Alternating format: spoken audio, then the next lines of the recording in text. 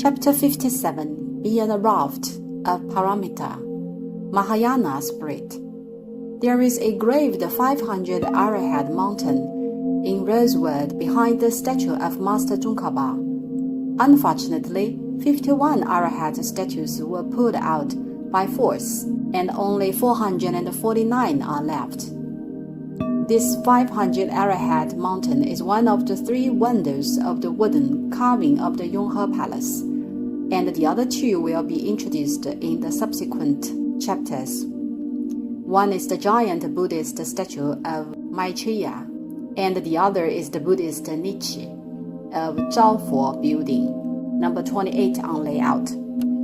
This sculpted 500 arrowhead mountain in rosewood is not made freely, but by a prototype called Painting of 500 Arrowhead Mountain, which is preserved in the Yonghe Palace. Lu Yi Hall, Treasure Hall, Lu Yi literally as you wish, of the palace workshops of the Hall of Mental Cultivation, Yangxing Dian, of Qing Dynasty, carved this 500 Arrowhead Mountain accordingly to the painting. It has been more than 200 years since its completion. In front of the Rosewood Mountain, there are 2 sutras transcribed by the Qianlong Emperor himself. They are Siddhartha Sadhana Sutra, 大白伞盖仪轨经, and Besajaguru Vaidya Prabhasha Sutra on the merits of the healing Buddha Besajaguru, 药师琉璃光如来本愿功德经, 药师经, written in red Chinese ink. Beside the mountain lies the basin of fish-transformed dragon, which was utilized by the Qianlong Emperor to bathe 3 days after his birth. I won't go too detailed on this as the tour guide is doing better than I. Let's elaborate the 500 arrowheads of the 500 Arrowhead Mountain. Though it is usually expressed with the term 500 arrowheads, 500 as a matter of fact does not mean an exact number. It was a wrong understanding since after Shakyamuni was in Nirvana, 500 bhikshus gathered to collect and record the Buddhist canon for the first time in Saptapani caves, and these 500 bhikshus were mistakenly considered to be the 500 arrowheads. This is how it has been wrongly placed. 500 arrowheads as a term does not mean a detailed number indeed. I have expounded how the first Buddhist council processed in chapter Rain Seasons in Saptapani Caves of my course History of Buddhism. It is said that 500 bhikshus assembled in Saptapani Caves after Shakyamuni was in Nirvana. But the 500 bhikshus are not the 500 arrowheads. The implication of the number 500 in Indian is similar to the 3 in Yi Jing, the Book of Changes. In ancient China, it did not refer the exact number 3 when 3 is mentioned. Instead, 3 just implied many or numerous. In other words, it is not a fixed number but a generic expression. So is the term 500 in Indian. It is a general phrase to express many. For instance, it is commonly said in Buddhist canon, say 1,250 disciples. How could it be possible that every time 250 persons emerged? No one more, no one less, right? How could it be possible that exact 1,250 persons in such an integer gathered? Hence this number 1,250 just means many. Furthermore, the record of Mahayana differs from Hinayana on the Buddhist council. It is said in Hinayana that we 500 bhikshus assembled in the Saptapani caves. How do you think is the Mahayana originated? It is said in Mahayana that we sponsored the council outside the Saptapani caves simultaneously when the council was taking place in the Saptapani caves. In other words, there had been enormous arahats of Mahayana, right? If there were only 500 bhiksus, or let's assume 500 arahats were assembling in the Saptapani, how about the disciples of Mahayana outside? Was there no single arahat? Could Mahayana agree with such statement? Right? Statues of 500 arahats emerged in the form of paintings as early as the Tang Dynasty of China. They were depicted as a party of blurred figures, which were initially not illustrated in clear and concrete images. There were also carved paintings in grottos, which was of vast figures. The term 500 arahat emerged in the early North Song Dynasty, 960 to 1127 CE. There was ever a county called Yishan in Guangxi province at that time. The Huixian Mountain, Huixian Shan, literally mountain for celestial beings to assemble, of Yishan County, has a cave called the White Dragon Cave, in which there is a grotto on precipices. Inscriptions of saint titles of 18 sages and 500 arahats were discovered in the grotto, which calibrates the earliest timing of the term 500 arahats to the North Song Dynasty, 1098 CE to be specific. However, their names were not introduced to Han areas until the early of South Song Dynasty. It took several decades. In the fourth year of Shaoxing, Emperor Gaozong of Song Dynasty, 1134 CE, a book called Qianmingyuan Arahat Catalog emerged in Qianmingyuan, today's Qianming Guangfu Temple, literally heavenly bright and vast virtuous temple of Jiangying. By then rose the images and the names of the 500 arahats in the Han areas. But latest research has declared that Qianmingyuan Arahat Catalog was not the earliest, but no specific date was published. The earliest record of the setup of hall of arahats in monasteries in Han areas was around the end of 5 dynasties, early North Song Dynasty, which was the times of Wuyue Kingdom. It is also mentioned in the history of the Chan school, just like the Southern Dynasty. Wuyue Kingdom values and worships Buddhism greatly. Hall of 500 arahats was firstly built in the Jingci Monastery of Hangzhou.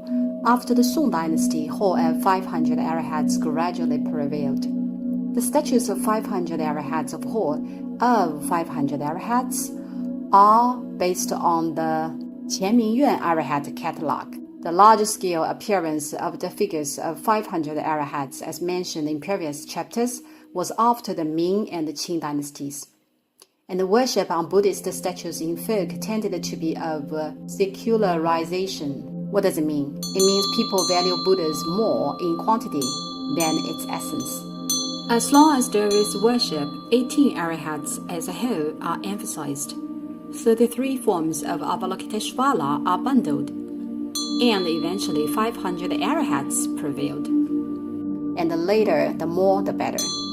Hence, during the Ming and the Qing dynasties, especially after the Qing dynasty, the number of hall of 500 arahats has been increased gradually. That's all for the account of 500 arahats. In the northeastern corner of Faren Hall, there is a blue sutupu of Kalachakra, behind which erects another Buddha statue, a tribute brought by Pohana Sonan Tawagaya, legendary prince of Tibet. As mentioned in previous chapters, it is a Buddha statue of Avalokiteshvara in standing posture, which was a gift for the transformation Yonghe Palace to Yonghe Lamasery in the 9th year of Qianlong Emperor, 1744 CE. It is quite worth paying a visit. This statue of Avalokiteshvara is made of sandalwood, and it is 1 meter in height, crowned with a 3-leaf diadem. Well, unfortunately, however, it is blocked by the rail and most probably it cannot be seen clearly. Try the catalog if it interests you. Why is it worth looking? Firstly, the style of the three-leaf crown is quite rare, as usually the statues of Avalokiteshvara are a five-petal crown that represents the five dhyani Buddhas of the five regions. Secondly, its posture is also rarely seen, as ever since the Song dynasty. Avalokiteshvara has become female figures, which are we see nowadays. And it is an image of male. Thirdly, the Tarana arched doorway of this piece is of a typical Nepalese style, which is also very rare.